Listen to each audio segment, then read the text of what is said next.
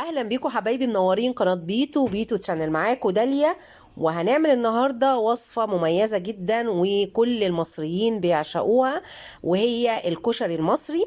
بس هنعمله بطريقه الحله الواحده اللي احنا مش هنستهلك فيها وقت ولا مجهود كبير ولا حلل كتيره. اول حاجه هنعمل البصل المتحمر اللي هو المقرمش اللي بيترش على الطبق من فوق. معايا كده بصلتين كبار، هقطعهم طرنشات رفيعه خالص على قد ما تقدري قطعيهم رفيع. لو عندك المبشره بتاعه الشيبسي اللي بنعمل بيها البطاطس الشيبسي هتنفعك قوي في الموضوع ده. ما عندكيش ممكن بالسكينه حاميه تقطعي طرنشات رفيعه زي ما وريتك. هقطع بقى كل البصل كله كده طرنشات. طبعا تقدري تزودي الكميه تقللي حسب ما انت بتحبي وحسب كميه الكشري اللي هتعمليها. خلصت كده هفكك بقى كل البصل من بعضه، الحلقات كلها كده فككها وخليها كده يعني متفرطه. وهضيف بقى عليه معلقه صغيره ملح، وهضيف معلقه كبيره دقيق، ومعلقه كبيره نشا. هقلب بقى كل الحاجات دي مع بعضيها، اغلف كل البصل بالمكونات اللي انا عملتها، وهسيبها على جنب على اساس ان هي تندمج مع البصل. وهاجي هنا هاخد كوبايه عدس بجبه او العدس الاسمر زي ما بتسموه او عدس بني. هحط كوبايه العدس في بوله، وهضيف عليه الميه، هغطيه بميه مغليه. شايفين البخار؟ هغطيه بحوالي 3 أو 4 كوبايات، المهم يكون متغطي خالص، لاني انا هدخله مع الوصفه مش هسلقه لوحده، فانا محتاجه ياخد بس وقت صغير عشان يبقى مستوي مع بقيه الوصفه. هضيف معاه نص معلقه صغيره كمون، وهقلب وهقوم ركناه على جنب. تمام كده.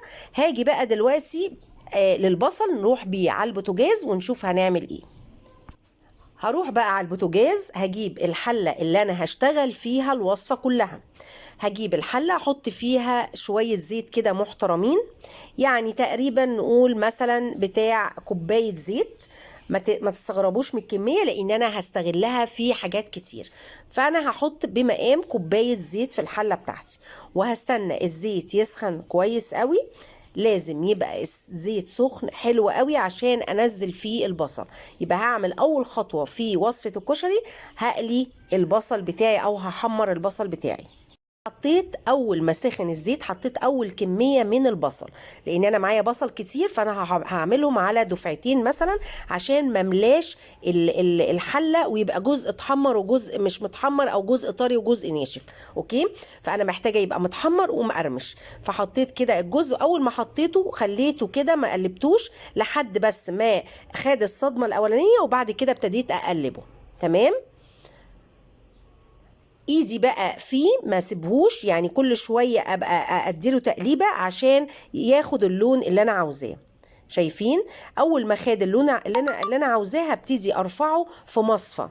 حاطه المصفى، مش هحطه على ورق مناديل او ورق مطبخ، هحطه على مصفى عشان يبقى متهوي من جميع النواحي وما يعجنش فوق بعضه ويطرى.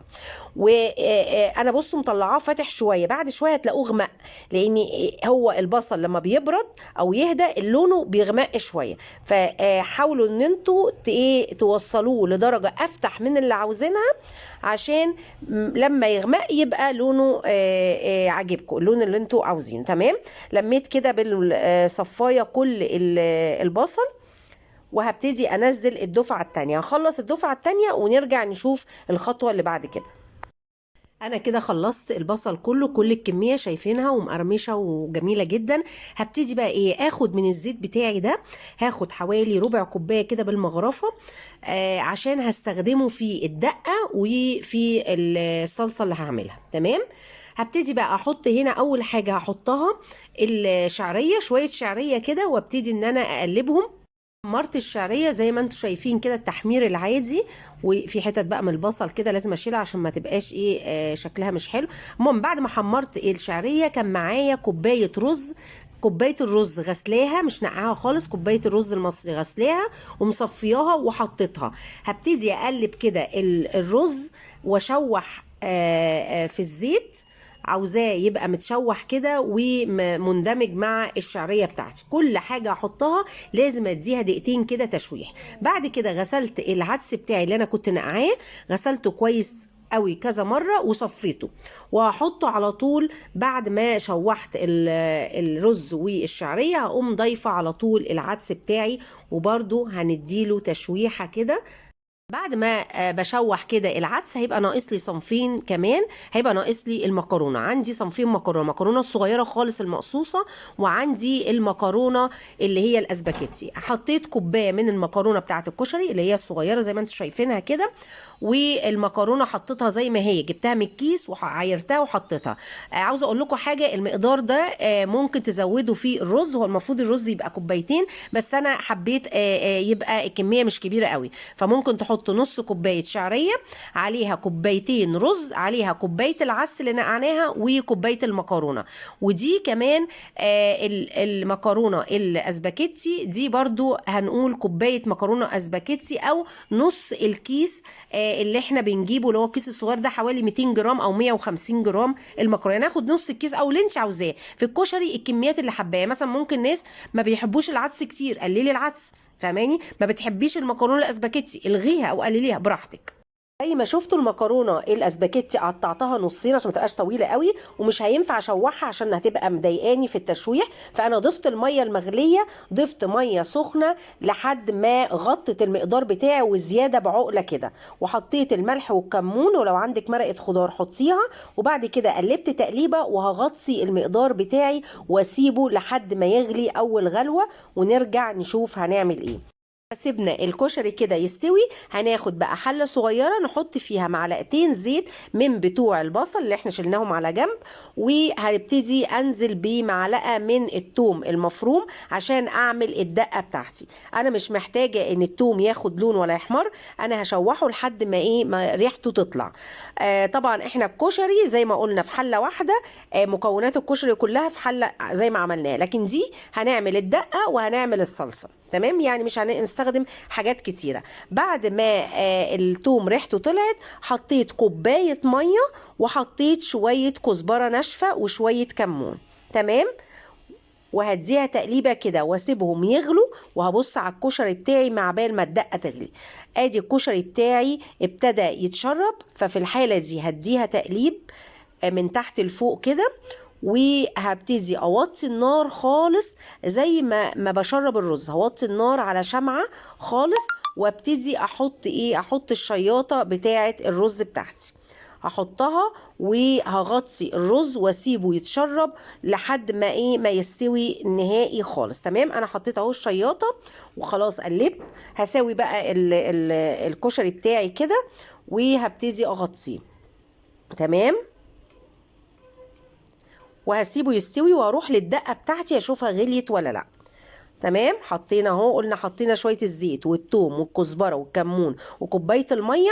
وادي بعد ما غليت طفيت النار، وبعد ما هطفي النار هحط ايه بقى؟ هحط الخل بتاعي. هحط حوالي نص كوبايه خل ابيض بس بعد ما تطفي النار. طب ليه بعد ما اطفي النار؟ ايه الميزه؟ عشان الدقه مهما حطيتي منها كتير على الكشري ما تعملش حرقان وتتعبك وتتعب معدتك وكده. فكون ان احنا حطينا الخل على البارد بعد ما طفينا النار وما خليناهوش يغلي مع المكونات، هيبقى اريح وانتي بتزوديه على الكشري. تمام؟ حطيت كده بعد ما عملنا الدقه بتاعتنا، هنيجي بقى نعمل الصلصه في نفس الحله. تمام؟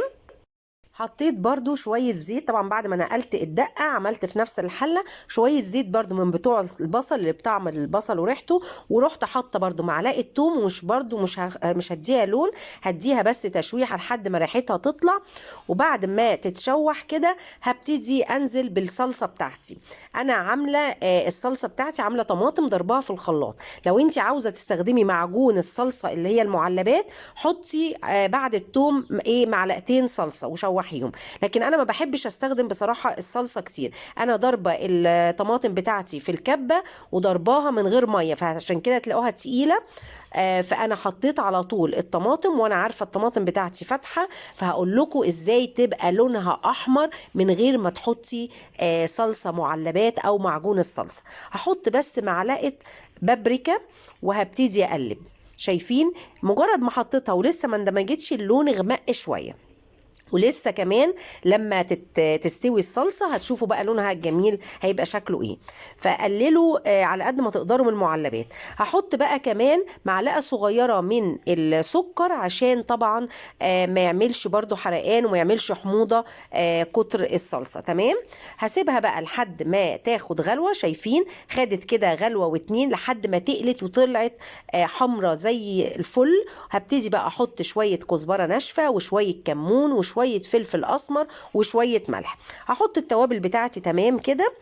اوكي. ولونها بقى تحفه اكنها محطوط لها صلصه. لونها خطير جدا وريحتها مش عاوزه اقول لكم قد ايه. لو عاوزه تتقليها عن كده تخففيها دي بقى حاجه في ايديكي. بعد ما قلبتها تقليبه حلوه كده بالتوابل هبتدي احط بقى ايه، طفيت النار برضو وهحط معلقتين خل بس بعد ما تطفي البوتاجاز. حطيت معلقتين بس خل بيدوها مزازه وطعم حلو. شلت بقى الصلصه بتاعتي وجبت بقى اخر معلقتين زيت اللي كانوا في الكوبايه اللي انا كنت شايلاهم من بتوع البصل، وهبتدي اعمل لكم الشطه للناس اللي بتحب الحاجه او الكشري سبايسي. وطبعا احنا كل ده سايبين ايه، سايبين الكشري بيتشرب. معاكي بقى الشطه البودر اللي هي الحمراء البودر دي، حطيت معلقه على معلقتين الزيت. اوكي. وهبتدي ان انا ايه اشوحهم كده. بعد ما شوحت الشطه بتاعتي هنزل بقى بايه، هنزل بحوالي 3 معالق من الصلصه اللي انا لسه عاملاها. تمام كده. وهديها تقليبه كده. ومعايا بقى طماطميه صغنونه خالص او نص طماطميه وقطعتها مكعبات كده، انا بحب اعملها كده يعني. وهديها تقليبه ويبقى كده الشطه بتاعتي بقت زي الفل. يلا بقى نغرف الكشري ونشوف بقى الطبق بتاعنا. وزي ما انتم شايفين الكشري بتاعي خلص بعد ما اتشرب واستوى. هنشوفه دلوقتي. وكده معايا كل المكونات بتاعة الكشري. وادي الشطه بتاعتنا اللي عملناها، الشطه نار مش هزار زي ما بيقولوا محلات الكشري، خطيره جدا. وادي الدقه بتاعتنا خدتش وقت خالص. عاوزه اقول لكم طعمها تحفه وريحتها تحفه. ممكن كمان تعصروا عليها عصره ليمون. ومعايا الصلصه الطبيعيه اللي لونها طبيعي 100% من غير ما نحط عليها اي معجون صلصه من معلبات. اسمعوا كده.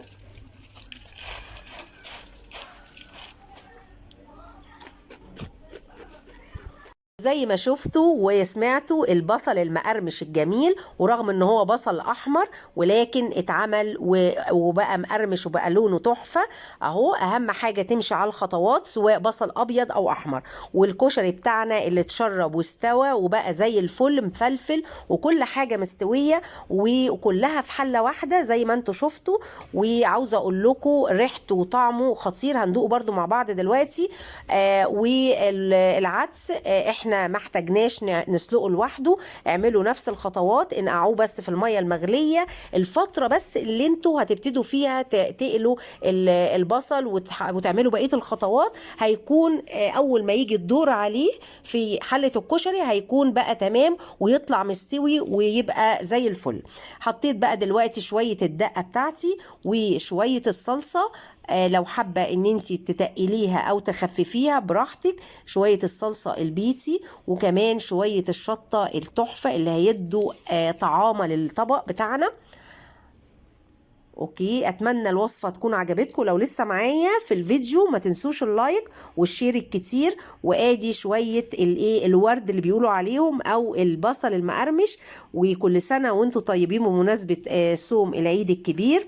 وكمان كل الناس اللي حابة تعمل أكلة اقتصادية وأكلة سهلة حلوة قوي ان هي تعملها. ندوق بقى مع بعض ونشوف الطعم والشكل المغري اللي بيتكلم عن نفسه. شايفين طعمه بجد رائع جدا جدا. جربوا الوصفة لو انتوا حابين تجربوها. جربوها بجد هتعجبكم قوي. طريقة ناجحة 100%. وإلى اللقاء.